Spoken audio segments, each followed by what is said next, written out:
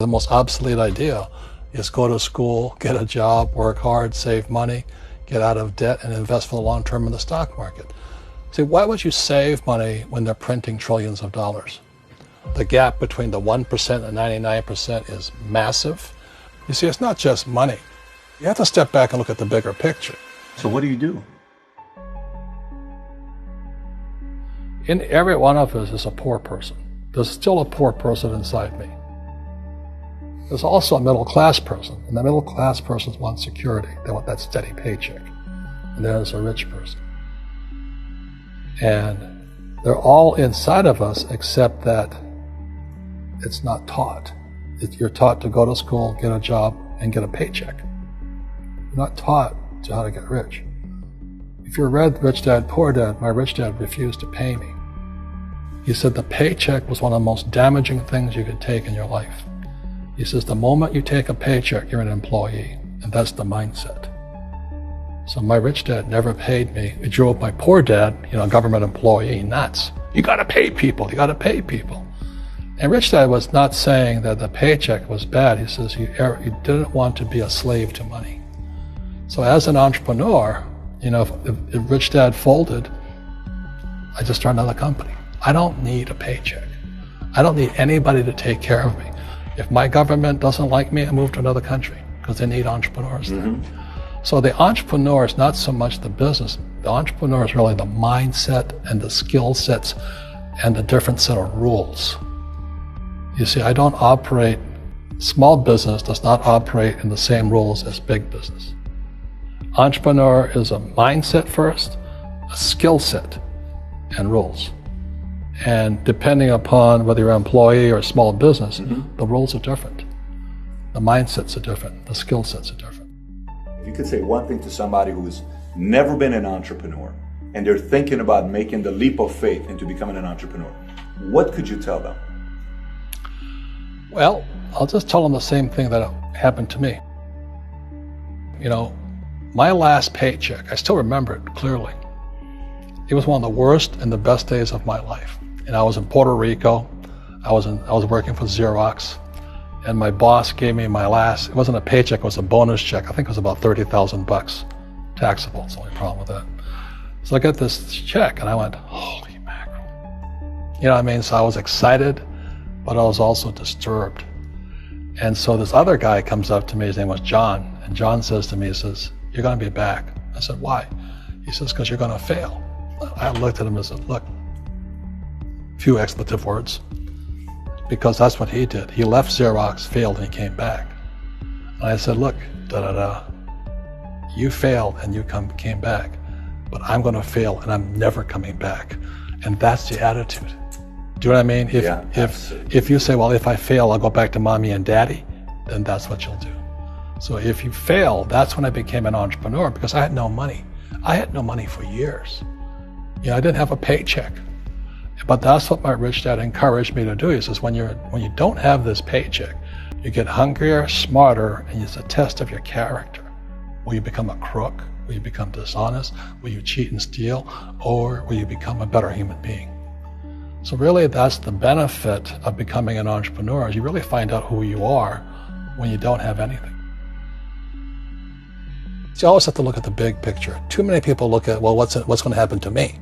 When you look at the big picture, you're also going to know that when something bad happens, something good's going to happen. But you got to prepare for whatever is coming.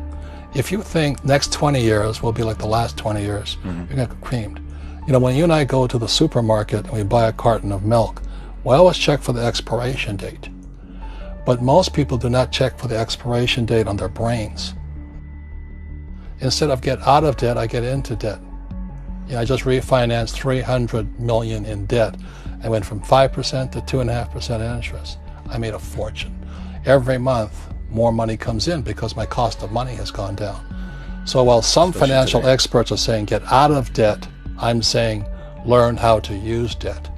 See, when I came back from in Vietnam in January of '73, the first thing my rich dad said to me was go to school to learn how to invest in real estate. It wasn't real estate, it was how to use debt and taxes.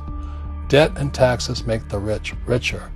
Debt and taxes make the poor and middle class poor. So all the rich guys who are doctors and lawyers or, those guys, they're getting creamed. And they don't know why. Doctors are getting creamed.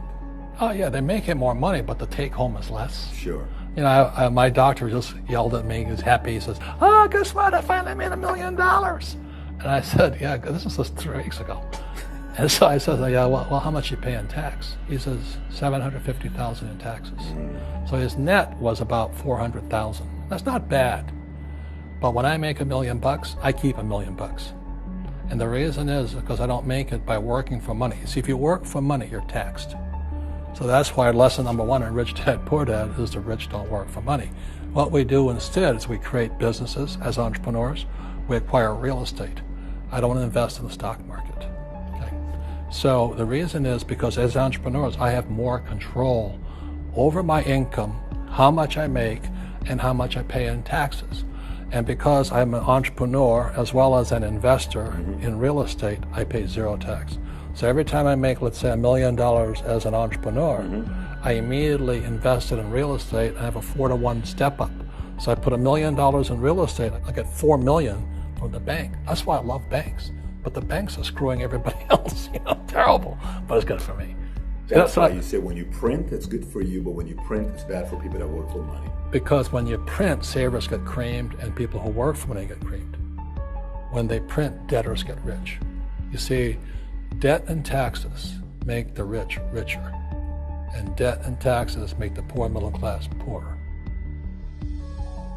When we have obsolete ideas, we get obsolete results. So what's happening for most people, the idea of going to school, getting a job, working hard, saving money, getting out of debt, buying your house because it's an asset, investing for the long term, is obsolete.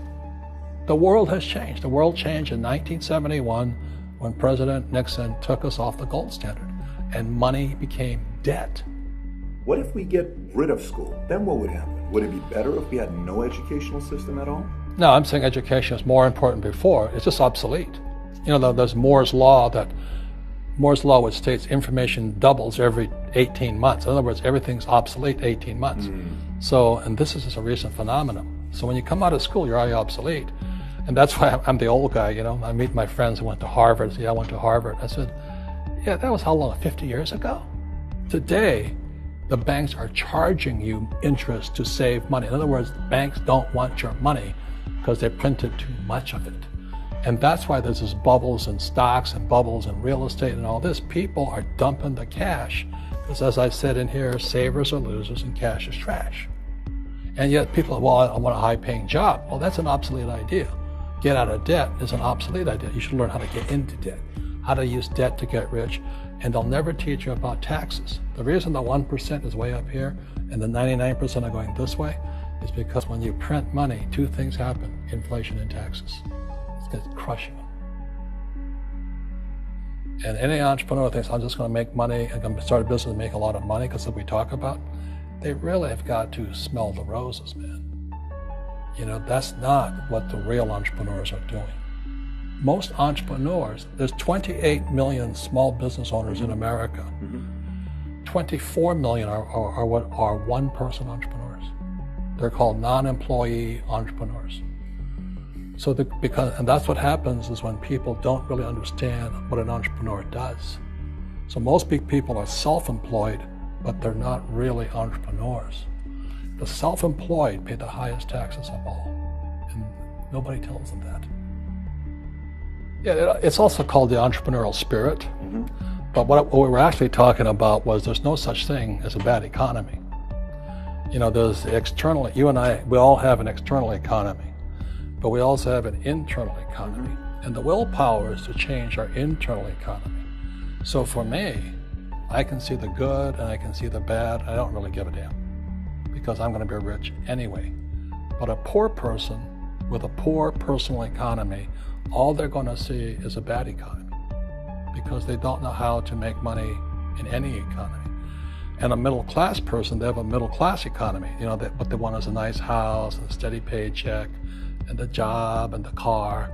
And so when you take their job away, to them, that's disaster. Well, since an entrepreneur doesn't have a job anyway, it's no big deal. So all I'm saying to people, and it's what Bucky Fuller taught me, is always two sides, you know what I mean? Unity is plural, at minimum two. So if you think the economy is bad, it's because your economy is bad. If you think that steady, employment is important, then you'll see an economy without jobs. Your economy versus the external economy. What you control versus what you can't control. I can control. Yeah, it's called an internal focus versus an external focus. So the real entrepreneur has an internal focus. That if they fall down, they say, "Oh, this is good, because I'm going to go up higher." The average person will fall down and say, "Oh, I'm going to take some Prozac," or somebody has a mistake. Oh, the mistakes don't matter. Well, mistakes matter. It means you didn't know something. But a real entrepreneur, whether they fall down, they always can go up. They can stand back up and go higher. And no matter what happens to them, they get stronger and better and smarter and happier. But a person with a weak internal mindset is that they're so afraid of what happens, it generally happens. Like, people who are afraid of losing their jobs, they generally lose their jobs. You know what I mean? Yeah. So everything comes through you. Yeah, so the entrepreneur first job is to control inside here, not outside there. The moment you take that paycheck, you're an employee. You've got to be stronger than that. It's about inside control.